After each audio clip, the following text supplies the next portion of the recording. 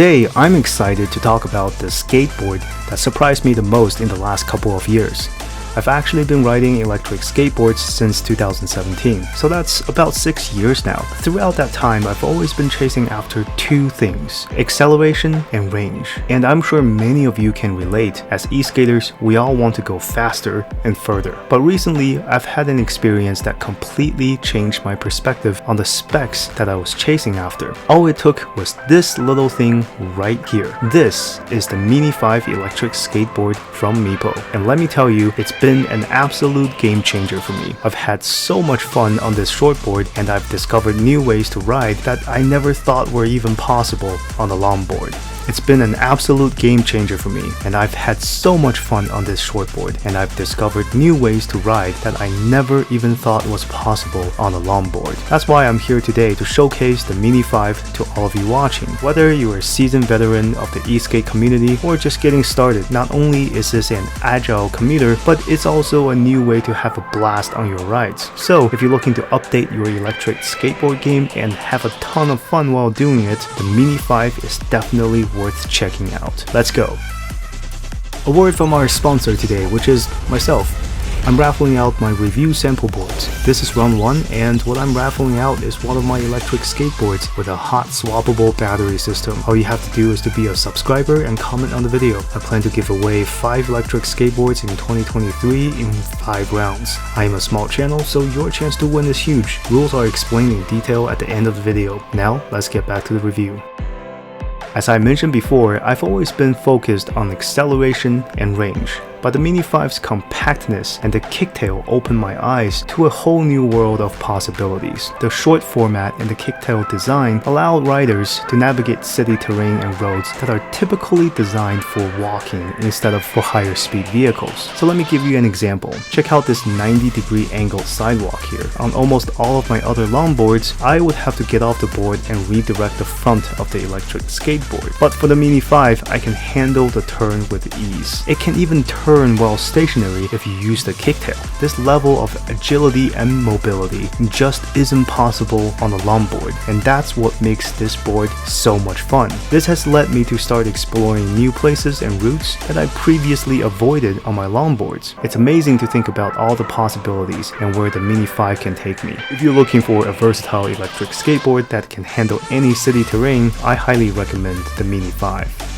Let's talk about its incredible wheel setup. This little board uses the same 78A wheels as the Mini V5, which are also commonly used by other Chinese brands. But here's the thing, these wheels feel much softer and rubbery than your average polyurethane wheels. It's almost like they're made out of medium to soft rubber. The benefit of this is that these wheels offer excellent grip, which is essential for carving and making sharp turns. If I were to run my hands over the surface of a normal street wheel versus the 78/8 stock wheels that came with the board, the latter would stop my hand from moving as I feel significant friction with these wheels. It's a testament to their grip and traction, and I love it. But that's not all. The Mini 5 also boasts the Shredder reverse Kimpin trucks, which makes the board super responsive and aggressive in its turns. You can make really tight turns and carve with ease. It's so much fun that it will put a silly grin on your face when you feel how much different it is on a longboard. And the best part, you don't need a super fast board to have a great time. The Mini 5 is a prime example of that. Alright, so let me give you a rundown of my experience doing a range test on this little board. I managed to get a decent 7-mile ride out of it. Now, I know some of you might think that's not a lot, but hear me out. I weigh in at 198 pounds, and there's a chilly 39 degrees outside, or 4 degrees Celsius for those of you using the metric system. So, considering the weight and the temperature conditions, I say the mileage is actually pretty impressive considering it's using a 144 watt-hour battery. Of course, if you're lighter than me, or if the weather is better, you can expect even better performance from this board. It's designed to be ultra portable, perfect for that last mile commute to your office or school, and you can easily stash it under your seat or your desk when you're not using it. I also want to touch on something that I think is important. I wholeheartedly agree with Meepo's decision to not add any more batteries onto this board. Adding extra batteries would drastically increase its weight. Adding extra batteries would increase its weight and compromise its intended purpose of mobility. The Mini 5 is perfectly tailored for this job, and it excels in that department of being portable. If you're looking for a compact and convenient way to get around town and want to avoid tiring yourself out by having to lug around a heavy board, the Mini 5 is definitely worth considering. You can carry it easily in your hand or stash it in a compact location like under your desk or in a locker. It is a versatile board that's perfect for the urban commuter. Let's talk about the donut wheel you can add on to the Meepo Mini 5. As you may know, going over rough roads can be a real pain, both physically and mentally. The road around where I live is particularly bad sometimes, and it often feels like my feet and my head are being shaken to pieces. But with the donut wheel, that's all changed. These cloud wheel competitors are designed to drastically dampen road vibrations and improve quality of your ride.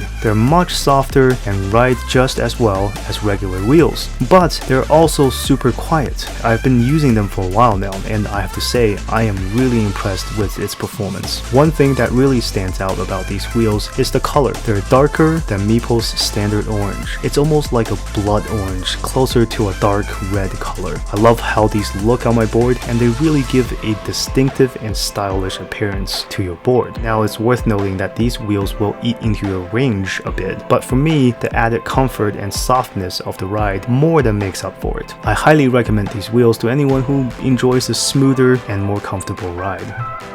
Braking and acceleration on this board are incredibly smooth. I have no complaints in that department. The Ling-E FOC 1.0 ESC delivers a seamless and responsive ride that feels great at all times. In terms of speed, this board definitely packs a punch for its size. However, it's not designed to be a speed demon, so I wouldn't recommend pushing it beyond 20 miles per hour. This is mainly due to the board's short form factor, which can make it a bit unstable at high speeds. However, considering the price point of this board, the acceleration is actually quite decent. It's not going to blow you away, but it's more than enough to get you around town at a more than comfortable pace. My only real complaint about this board is that I would love to see a belt version of the board. As it is, the hub motors mean that I'm limited to the types of wheels that I can use. I would really love to have more options to play around with and customize my ride.